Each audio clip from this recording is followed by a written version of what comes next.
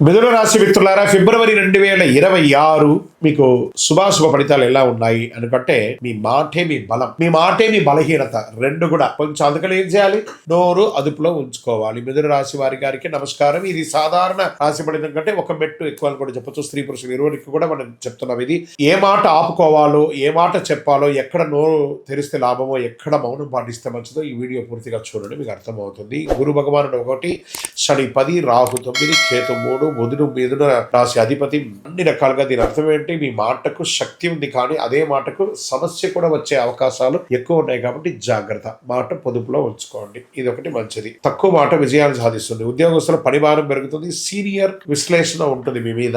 ఈ నెల వాదనలు వద్దు, చాలా గుర్తుపెట్టుకోండి. కొంతమందికి మీ ఉద్యోగాలు కూడా పోయే అవకాశాలు ఉంటాయి. మీకు తొందరపాటు నిర్ణయంతో జాగ్రత్తగా ఉండాలి. పనితో సమాధానం ఇవ్వాలి, కానీ మాటలతో సమాధానం ఇవ్వకూడదు. ఈ నెల మాట తక్కువ, పనితో ఎక్కువ చెప్పచ్చు. నూతన ఉద్యోగం ఇంటర్వ్యూలు వస్తాయి. ఓవర్ కాన్ఫిడెన్స్ వల్ల ఛాన్స్ పోయే అవకాశాలు కూడా ఉన్నాయి. అదనపు వివరణ వద్దు. జస్ట్ వాళ్ళు ఏం అడుగుతున్నారో అది చెప్పండి చాలు.